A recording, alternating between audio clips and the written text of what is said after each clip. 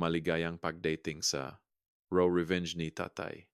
Magpakasaya at tandaan, ang matao sa makwentong ito ay may lahat ng pagkakataon na kumilos ng tama. Pinili lang nilang mali. Magiwan ng komento. Pindutin ang like button. At siguraduhin na subscribe ka. Magtiwala ka sa akin. Magugustuhan mo ito. Hindi huminga ng malalim si Dr. Cruz. Hindi niya binaksak ang kahit ano o tinawag ang isang nurse. Tumigil lang siya. Binasa muli ang papel sa kanyang kamay. Pagkatapos ay tumingin siya sa akin. Si Elias Hockey. At wala siyang sinabi sa loob ng 4 na buwang segundo na parang walang hanggan. 4 na segundo ay mahaba kapag may batang natutulog sa iyong kandungan. 4 na segundo ay walang hanggan kapag ang batang iyon ay iyong apo na babae. Sir, lumabas ang boses niya ng maingat. Sinusukat. Ang paraan ng pagsasalita kapag hindi ka sigurado kung paano magre-react. Ang kausap, gaano nakatagal siyang uminom ng juice na ito? Si Lyra, 7 taong gulang noong nakaraang Biyernes. Ang birthday girl na binigo ko ay natutulog ng mahimbing laban sa aking balikat. Hindi nagpapahinga, hindi nag-aantok. Ang uring ng tulog na hindi nararapat sa isang Martes ng hapon sa isang pediatric clinic sa Quezon Avenue sa Quezon City. Tiningnan ko ang kanyang maliit na mukha pagkatapos ay bumalik sa kay Dr. Cruz. Hindi ko alam, sabi ko, kaya kami nandito. Narito, hayaan mong ibalik ko. 2 oras parehong araw. Ang birthday ni Lyra ay noong Biyernes, bago iyon, Oktubre 11. Siya ay naging 7 taong gulang. Namiss ko ito. Hindi dahil ayaw kong naroon, hindi dahil nakalimutan ko, nakahiga ako ng patag sa likod dahil sa masamang tuhod sa buong linggong iyon ang parehong tuhod na pinagtatalunan ko mula pa noong 2019. At nang maramdaman kong sapat na ang lakas ko para magmaneho, tapos na ang party, ubos na ang cake, at naging 7 taong gulang ang aking apo na babay nang wala ako sa kwarto. Mas nagabala iyon sa akin kaysa sa tuhod kailanman. Patuloy kong inisip siya sa mesa, nakasindi ang kandila, tumitingin sa paligid para sa akin. Kaya Martes, Octubre 14, Bandang 2.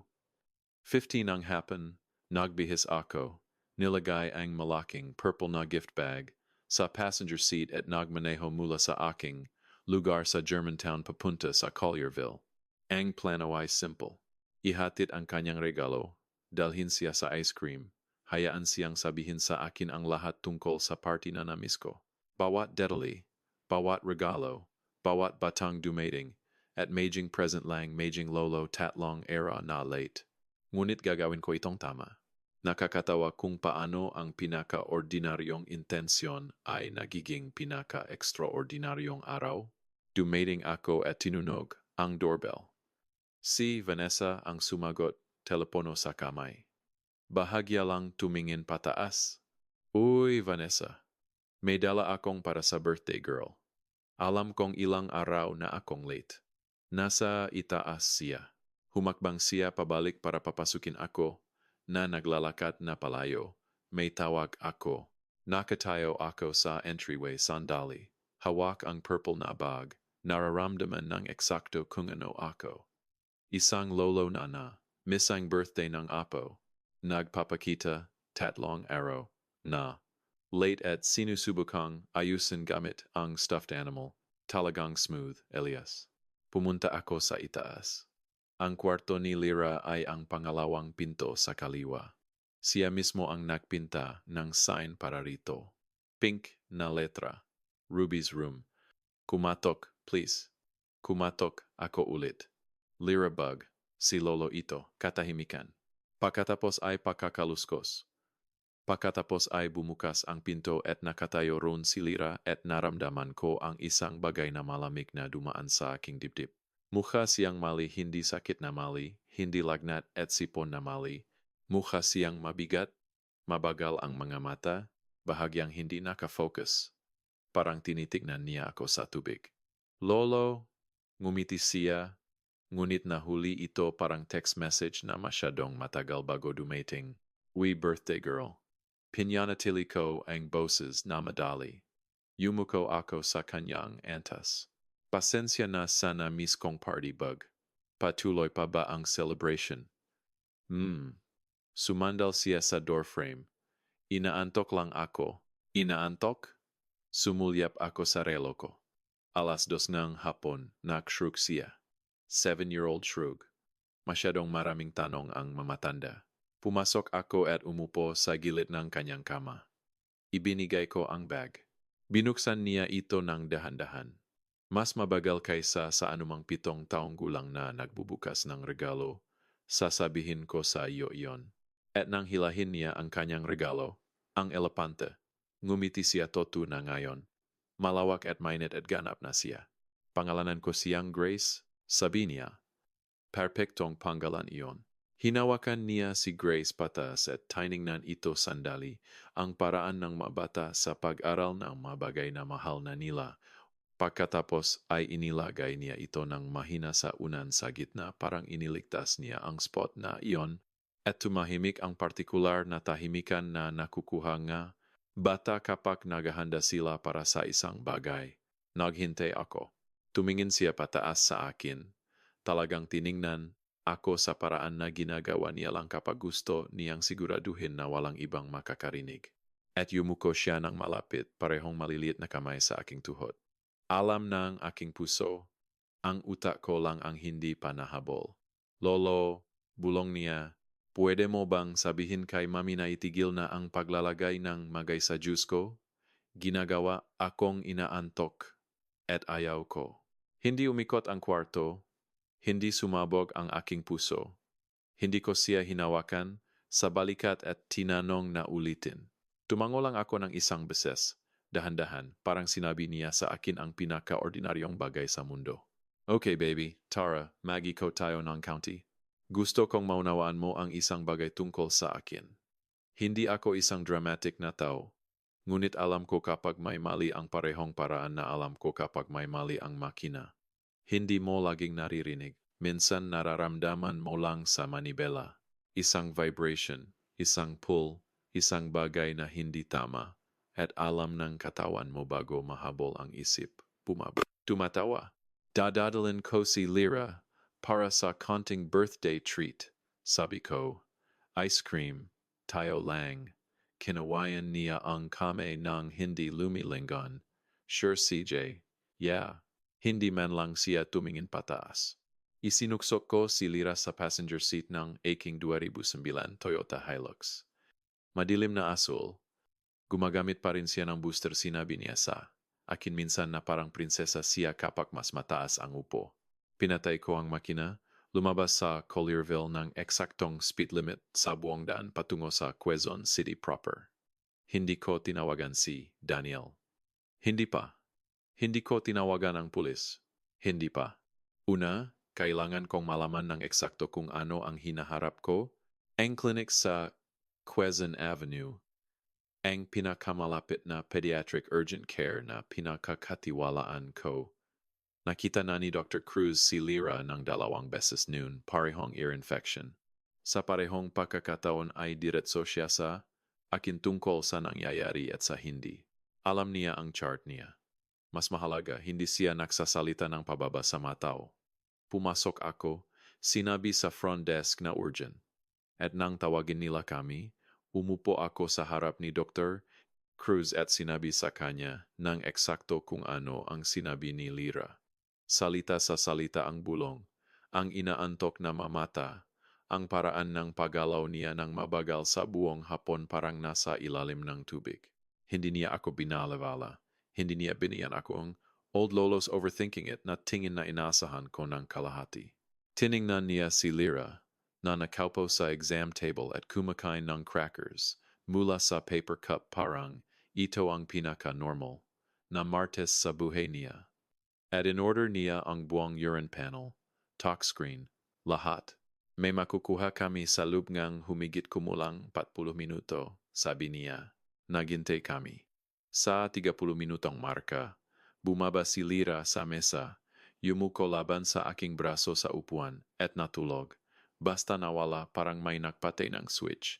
Nakaupo ako ng ganap na tahimik at tinitigan ang dingding. At naisip si Lira na nakatayo sa doorway na iyon mabagal. Sumasandal parang kailangan niya ang door frame para suportahan siya. Naisip ko ang katotohanan na halos hindi ako pumunta ngayon, na halos naghintay ako hanggang weekend. Ano kung naghintay ako hanggang weekend? Bumukas ang pinto. Pumasok muli si Dr. Cruz. Hawak niya ang results sheet. Tiningnan niya ito. Pagkatapos ay tiningnan niya ako at tumigil. 4 na buong segundo, binilang ko. Pagkatapos, Sir, gaano nakatagal siyang umiinom ng juice na ito? Ano ang laman? Tanong ko. Umupo siya. Inikot ang papel para mabasa ko mismo. Diphenhydramine. Maring kilala mo ito bilang Benadryl gamot sa allergy ng bata. Ganap na ligtas sa tamang dosis para sa tamang dahilan. Bagaman ang results ay nagpakita ng concentrations ang kanyang eksaktong mga salita, consistent with repeated intentional administration over an extended period. Hindi aksidente, hindi isang beses. Paulit-ulit, sadya, matagal. Binasa ko ang linya na iyon ng 3 beses. Pagkatapos ay nakatupi ako ng makamay sa aking tuhod at huminga sa ilong at labas sa bibig. Nasa bahay ba ngayon ang nanay niya? Tanong ni Dr. Cruz ng tahimik. Mr. Roque, legally required akong mag-report. Alam ko. Tiningnan ko ang kanyang mga mata. Bigyan mo ako ng 24 oras. Pakiusap. Pinag-aralan niya ako ng matagal.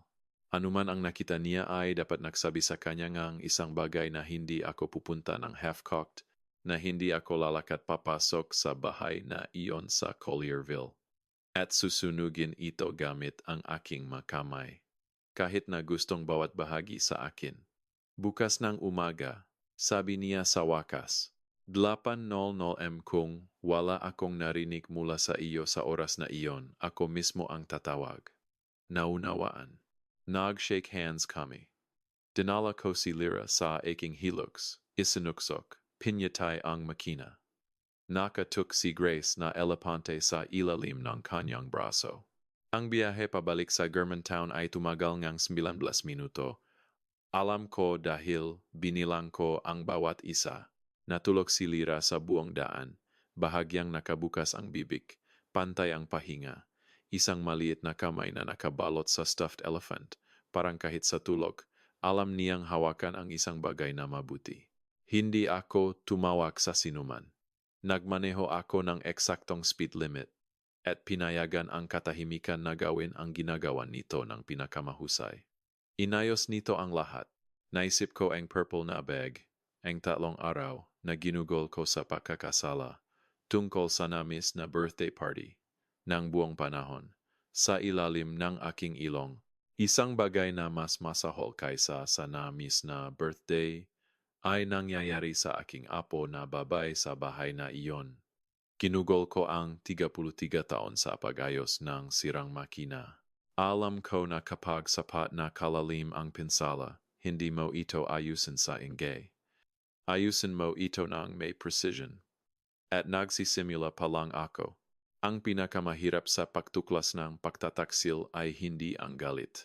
Ito ay ang inventory pagbalik sa bawat sandali na binaliwala mo, bawat detalye na in-rationalize mo, bawat tahimik na alarma na pinyatay mo dahil nagtitiwala ka sa maling tao. Hindi ako natulog ng gabing iyon, hindi dahil nabubulok ako. Gusto kong malinaw. Si Elias Roque ay hindi nabubulok. Nakaupo ako sa aking living room na may mababang ilaw ng lampara, isang tasa ng kape na nagiging malamig sa side table, at naisip ng methodical ang paraan na dati kong iniisip sa rebuild. Ano ang alam ko? Ano ang kailangan kong malaman? At ano ang tamang sequence para malaman ito?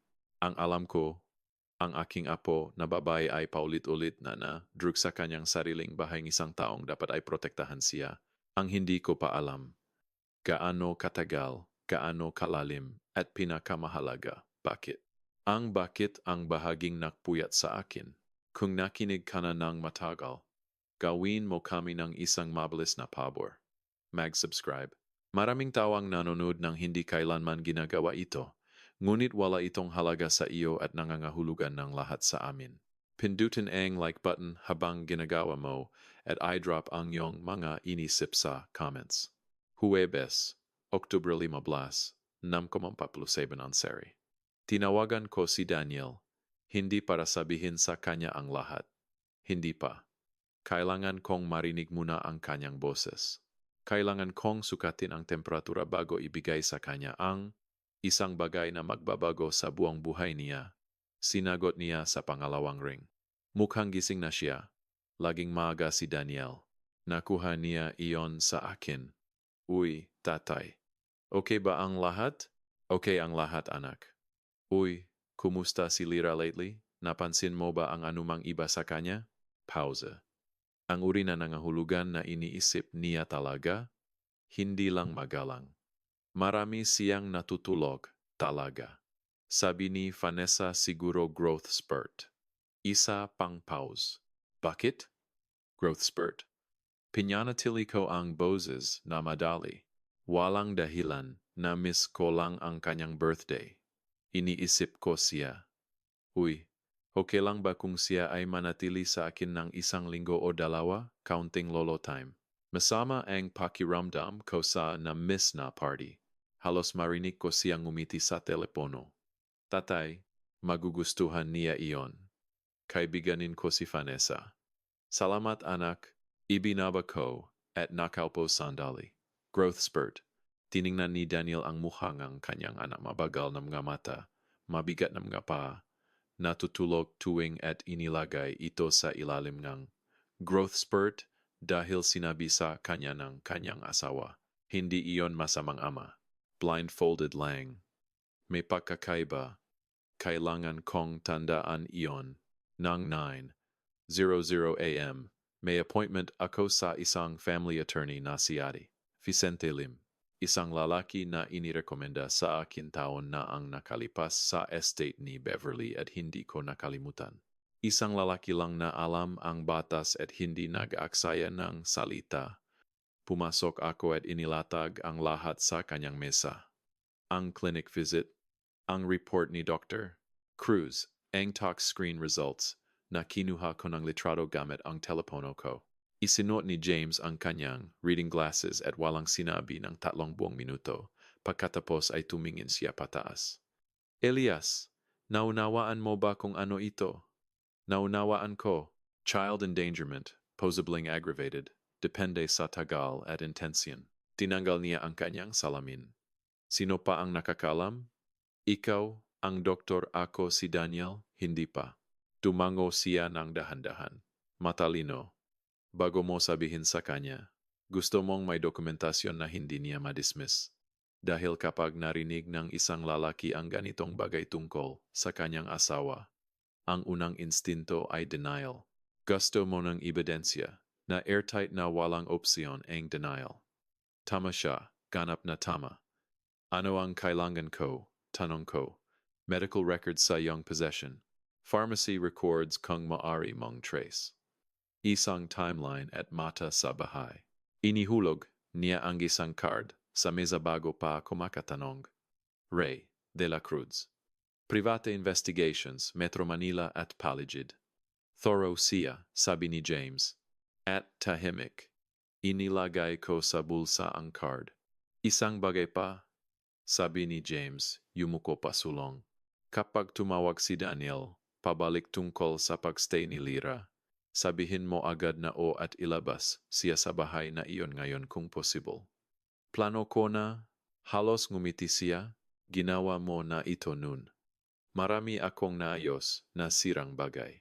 Tinawagan ako ni Daniel ng 11:23 m. Ganap na okay si Vanessa. Sabi niya baka mabuti para kay Lira ang fresh air, change of scenery. Tumawa siya ng kaunti.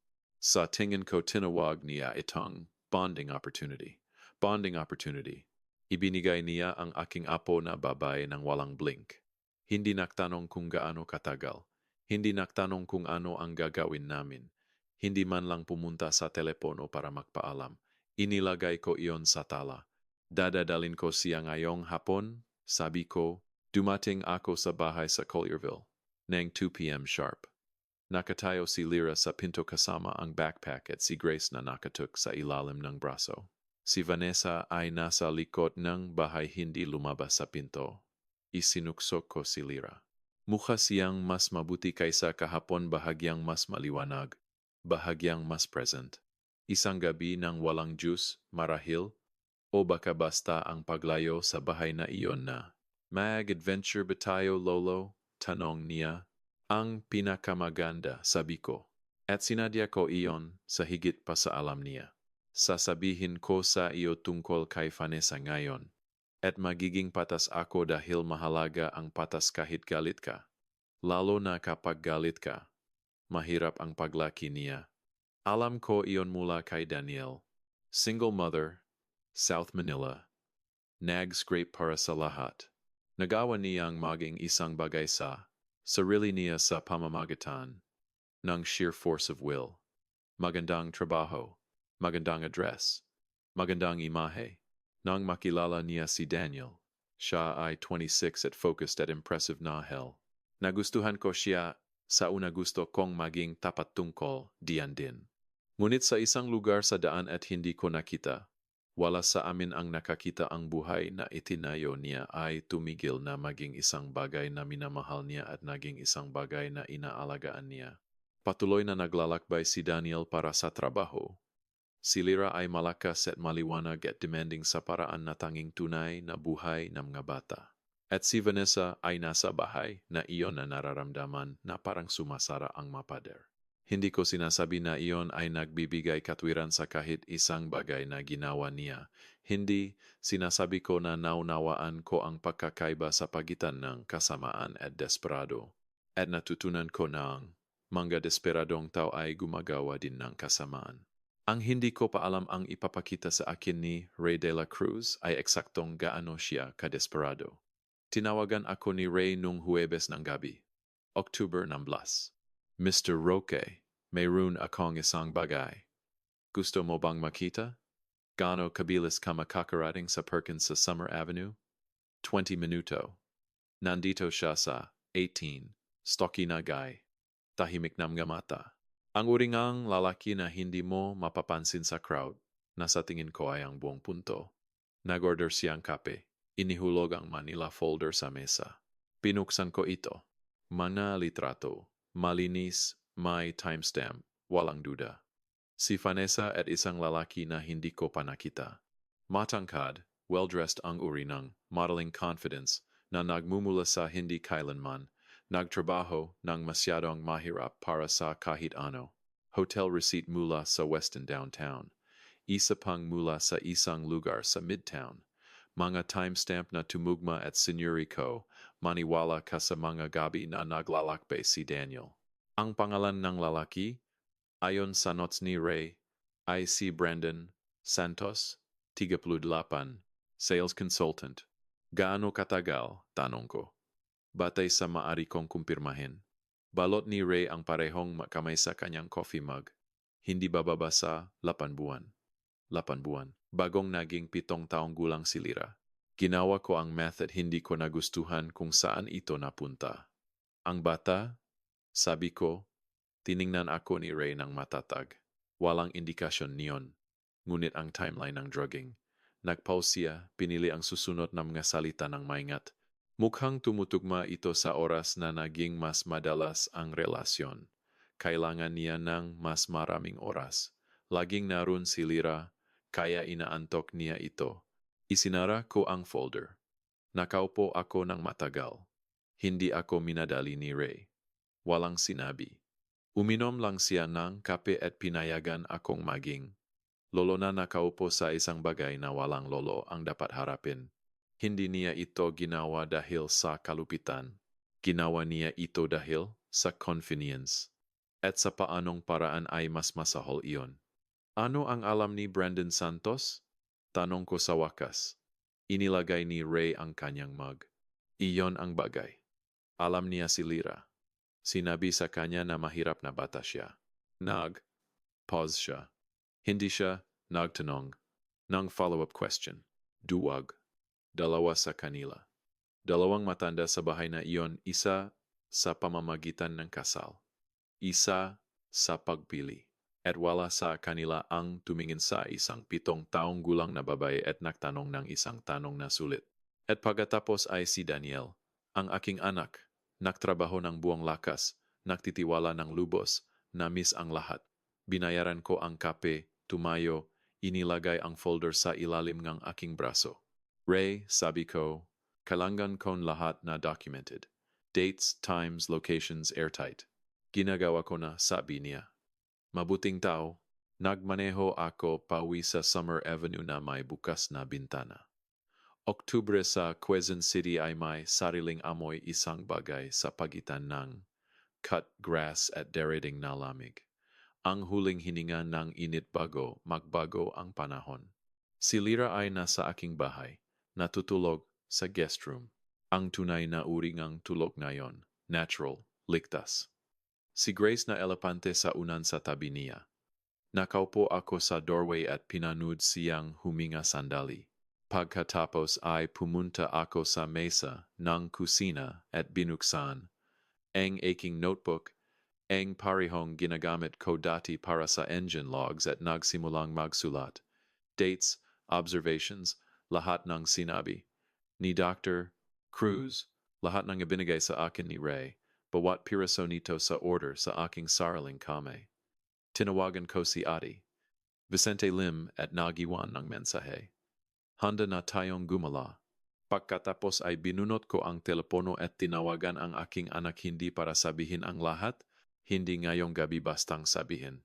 Daniel, kailangan kitang umuwi. Dumating si Daniel nung Biyernes gabi, Oktubre 17, bandang 6:30 p.m. Pumasok siya sa aking driveway sa silver Audi na mahal niya at naglakad patungo sa pinto na parang isang lalaking akala niya. Ay tinawag siya pauwi para sa hapunan relaxed, walang pakialam, jacket sa isang braso. Wala siyang ideya. Natutulog na si Lira sa likod na kwarto. Sigurado ako rito. Ang mangyayari sa mesa na ito ay hindi para sa pandinig na 7 taong gulang. Hindi ngayong gabi. Hindi kailanman kung maaari ko. Nagluto akong pot roast.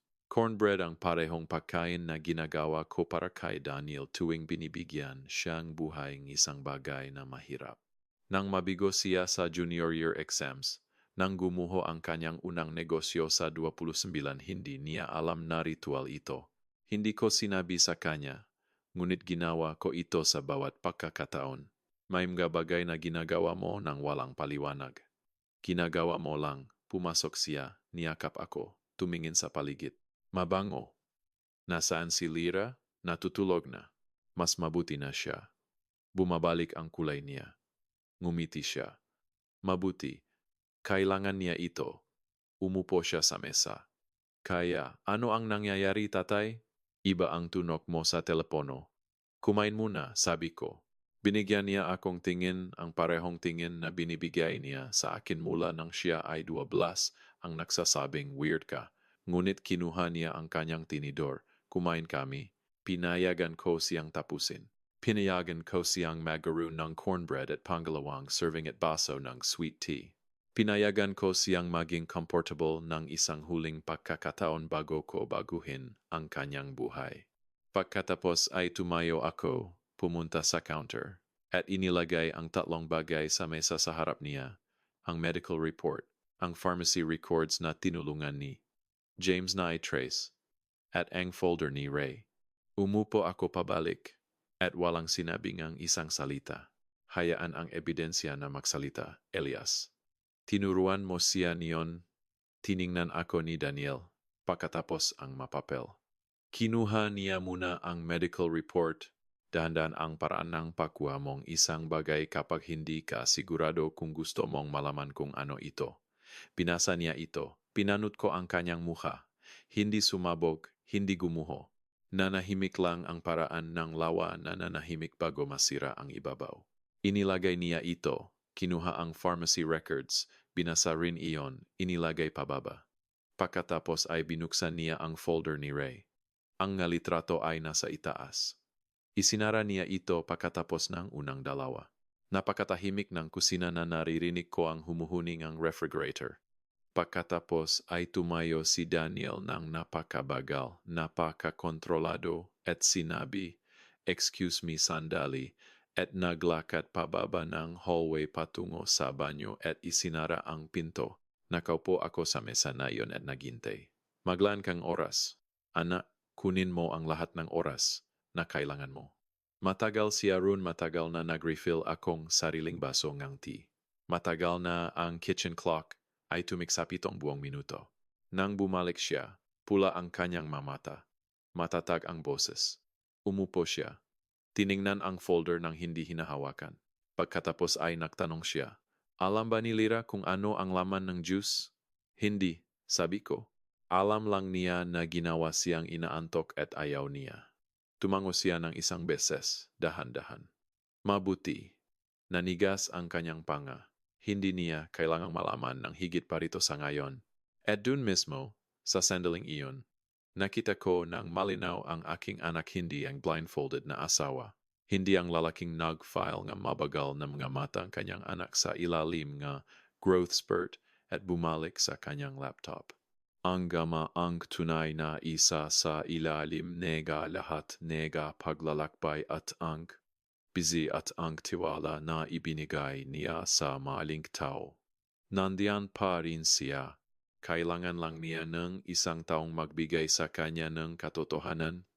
"Gaano mo na katagal alam?" tanong niya. "Mula Martes." Tumingin siya patas. "Nakaupo ka rito mula Martes. Kailangan ko itong airtight bago ibigay sa iyo. Ayaw kong bigyan ka ng isang bagay na maari mong kausapin ang sarili mo palabas." Tahimik siya sandali. Pagkatapos hindi ko inaasahan ito, naglabas siyang maikli, walang humor na hininga na halos tawa. "Inayos mo ang buong makina bago mo ipakita sa akin ang pinsala." "Force of habit," sabi ko. Tiningnan niya ang folder ng isang beses pa. Pagkatapos ay itinulak niya ito sa gilid at binunot ang kanyang telepono.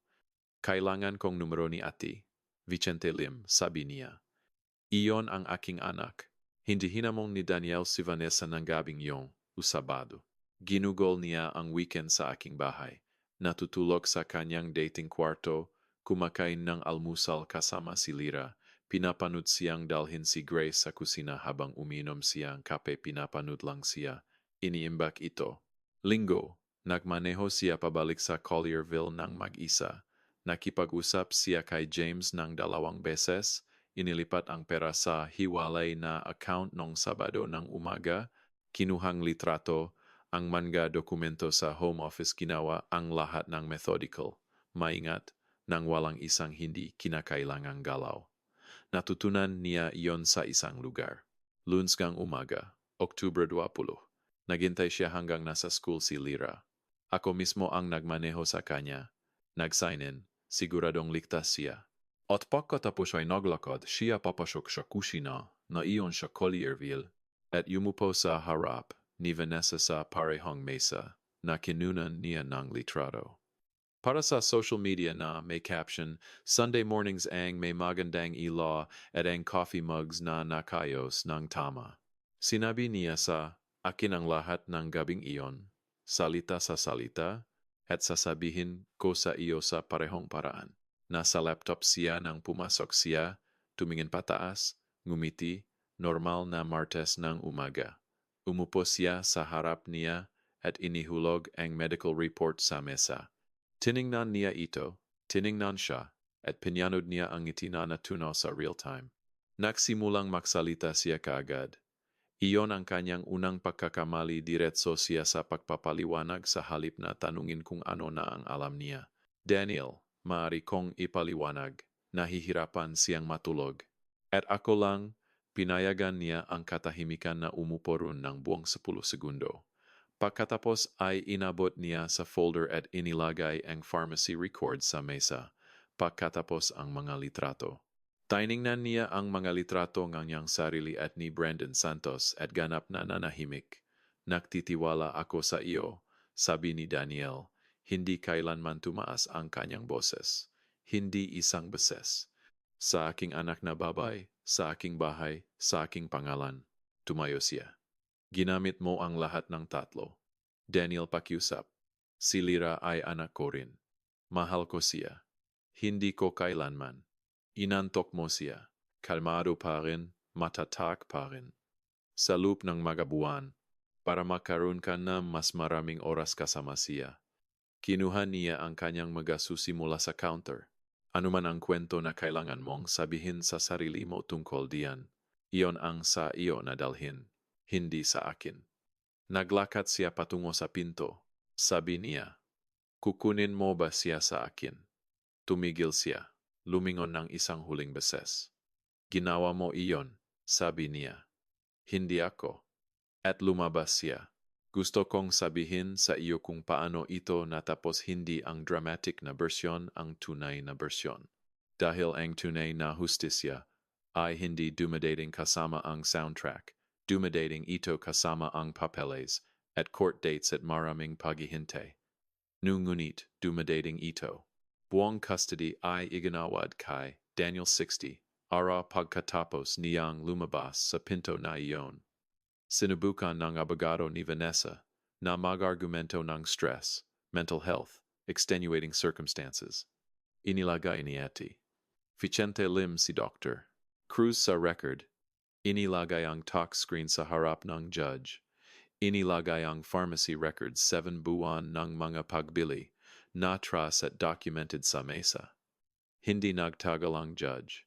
Supervised visitation lang. Pending sa buwang CPS investigation, inihain ng DA, ang child endangerment charges. Si Brandon Santos, nang makipag-ugnayan sa kanya ang mga investigador, nag-cooperate kaagad at ganap ibinigay ang lahat. Dates, locations, conversations. Ibinigay si Vanessa ng walang pangalawang pag-isip para protektahan ang sarili. Ang duwag ay nagbigay ng hustisya ng isang huling pagkakataon. Ang bahay sa Collierville ay naibanta sa divorce settlement na nagiwan kay Vanessa Nong, mas mababa kaysa sa BUA na maingat niyang inayos. Tahimik na ang Instagram page. Huminto sa pagbabago ang seasonal wreath. Ang stone mailbox ay pagari na inihibang tao sa Disyembre. Hindi sa pagsabog, hindi sa eksena kasama ang papeles. Ang paraan ng pagtatapos ng nga tunay na bagay. Kung nagustuhan mo ang kwentong ito, sumali sa aming komunidad sa pamamagitan ng pagpindot sa like button at pag-subscribe para sa higit pang totong, raw, at family-centered stories. At tulad ng laging, salamat sa pagiging bahagi ng Raw Revenge ni Tatay.